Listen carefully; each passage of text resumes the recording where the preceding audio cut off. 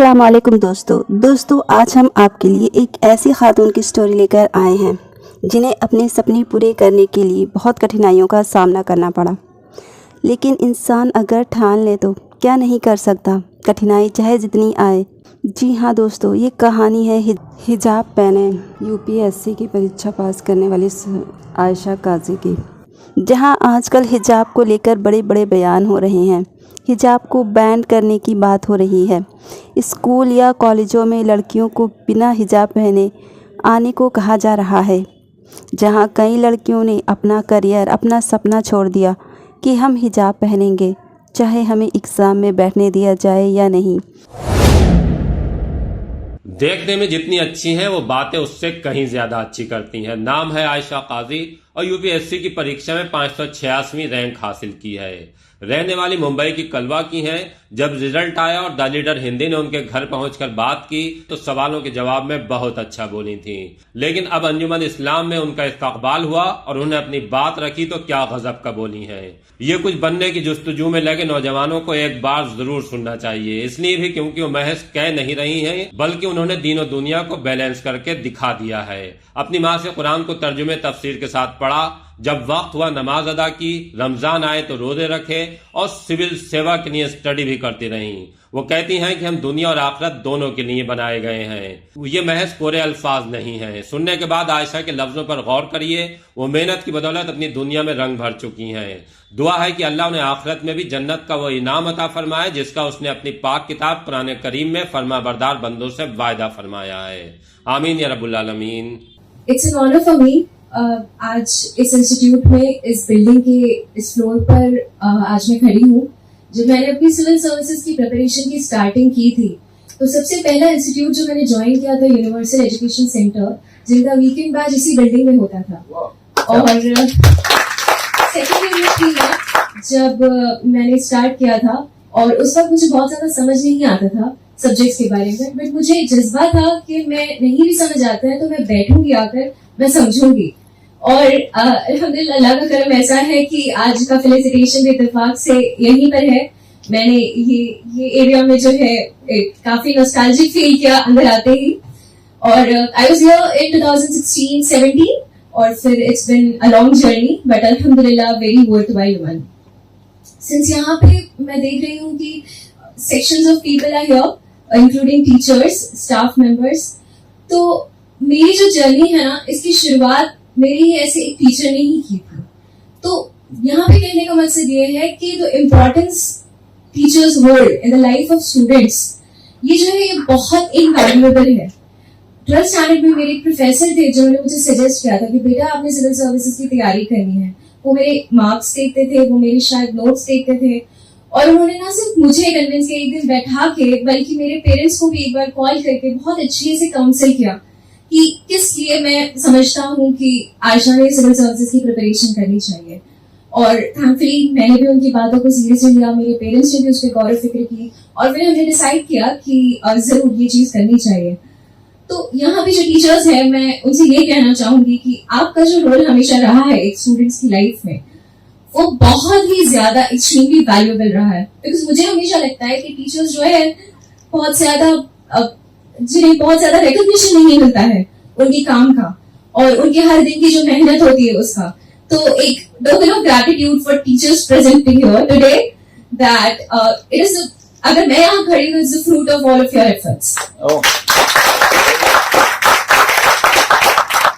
Students है, बहुत सारे स्टूडेंट्स हैं और माशाल्लाह से देखकर मुझे आज ये भी फील हो रहा है कि बहुत सबसे ज्यादा एनर्जेटिक यूथ जो है हमारे यहाँ देखने को मिलता है।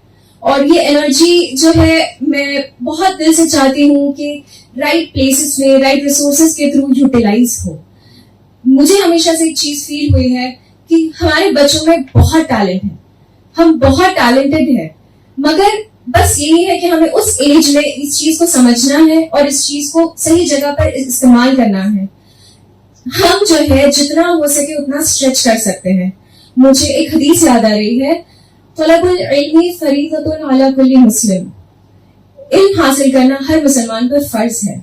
और शायद यही रीजन था जब स्टूडेंट्स, आप जो स्टूडेंट्स बैठे उनकी एज में थी, मुझे अपने पेरेंट्स ने इस चीज पर बहुत ज्यादा एम्फसाइज किया था कि आपने जो है ना इल्म हमेशा लेना है।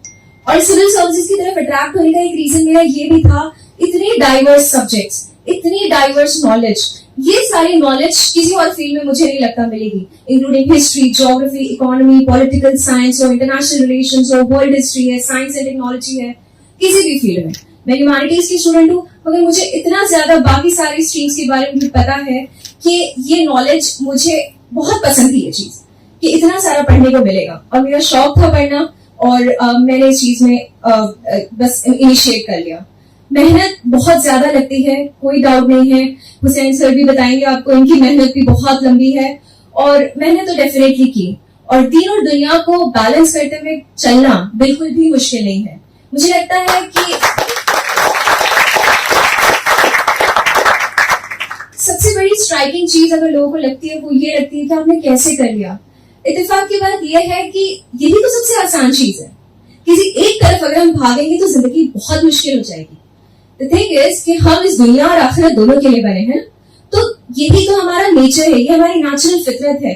तो भले वो हिजाब हो, या आपका दीन को फॉलो करना हो, या नमाजों की पाबंदी करनी हो, या रोजों की पाबंदी करनी हो, कोई मुश्किल नहीं है। और ना मैंने कभी इसे मुश्किल फील किया, और अल्हम्दुलिल्लाह रिजल्ट भी आपके सामने है कि बिल्कुल उस चीज को, दोनों चीजों को बैलेंस करते हुए आज अल्हम्दुलिल्लाह ये कामयाबी भी मुझे मिल रही है।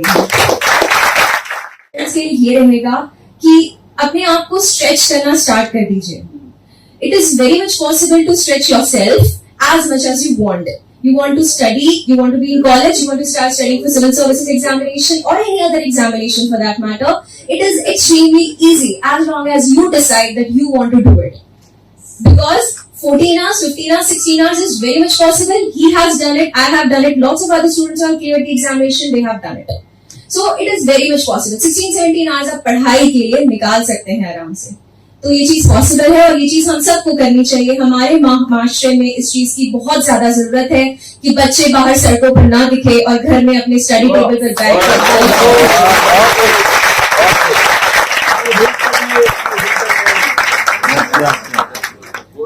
लास्टली मैं मुसलमान लड़कियों को ये चीज कहना चाहूंगी कि हमारे पास टैलेंट तो बहुत है, पर एट द सेम टाइम एक एज भी है। क्योंकि अक्सर मैंने मेरे भी फैमिली में देखा है, रिश्तेदारों में देखा है कि क्या होता है कि लड़कियों को मोस्टली एक मजबूरी के तहत ही पढ़ाई करनी पड़ती है, क्योंकि उनके पास बहुत ज्यादा बाहर जाना आना नहीं होता है। एक टाइम टेबल होता है कि नहीं आपको घर में रहना है, मगरिब के बाद घर में नहीं जाना है। तो इस चीज को अपने बेनिफिट के लिए यूटिलाइज कीजिए। You are at home, I get it that it is due to a certain stereotype, but use it for your benefit. Study hard because you people are so much talented and you have the edge of being at home, being close to your books.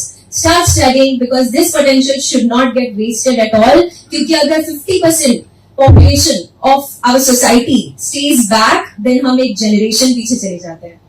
तो हमें चाहिए कि हम इतना बड़ा loss तो हम नहीं उठा सकते। तो डेफिनेटली हमने क्या करना है कि हमें इस चीज का ये जो जनरेशन का बेनिफिट है ये डेफिनेटली उठाना है। Thank you very much. This is all. दोस्तों, आपको ये वीडियो कैसी लगी, अपनी राय का इजहार कमेंट में ज़रूर कीजिएगा।